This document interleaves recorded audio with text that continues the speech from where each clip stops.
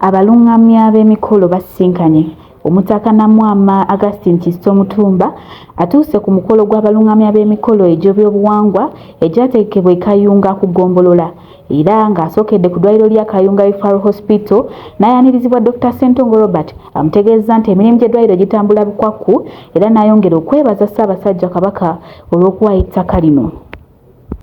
Omutaka yeebazizza omulimu abasawo gwe bakola okujjanjaba abantu ba Ssaabasajja Kabaka era n'akubiriza abantu okwewala endwadde ezeewalika olwo abasawo bajjanjabe abayi bokka. Omutaka asimbye emiti mu ddwaliro ne wabweru mu ngeri y'okujjukiza bannabugerere okukuuma obutonde bw'ensi olwo omukolo n'agweyuna. Ku mukolo guno abalungamya basoose kweyanjulira Katikkiro okuva mu masaza mwe bava. Beebazza Katikkiro olw'okubaawo ku mukolo guno era beeyamye okwetaba mu mirimu gy'Obwakabaka. Balaze ebibennyamiza mu mulimu gwabwe. Ssentebe w'abalungamya Kajayisima yeebazizza nnyo Katikkiro olw'okulungamya aboogezi b'oku mikolo ab'ensangi zino era n'ategeeza nti omulembe gwe gunaalwawo nnyo okwerabirwa. Alaze ebituukiddwako mu kitongole kyabwe eky'abalungamya nga okubatongooza era ne bateekebwa wansi wa Minisitule y'Obuwangwa n'Ennono mu Bwakabaka n'ebirala. Ssaabasajja Kabaka yayongera n'atusiima nga bw'eri empisa y'Abaganda n'atusembeza ne tubeera wansi w'ekitongole wansi wa minisitule ennamba ey'ebyobuwangwa n'ennono kati etwalibwa Oweekitiibwa David Kyewalabye Male. Kamaanyi nga tulungamizibwa Oweekitiibwa oyo minisita, abalungamya beeyongera okugattibwako eddaala bwe baatwalibwa mu ssettendekero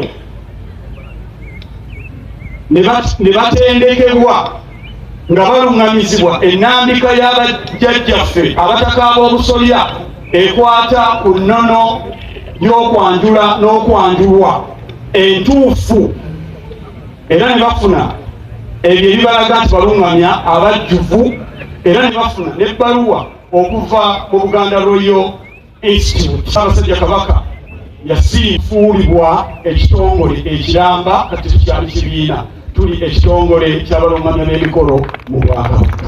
Twongera okweyanza Obwakabaka oluvannyuma lw'okutufuula ekitongole era omukolo guno gwongera okuleeta obumu mu balungamya n'abantu ba Ssaabasajja Kabaka. Kamange bino bye tukoze tusobodde okuwandiisa abalungamya bonna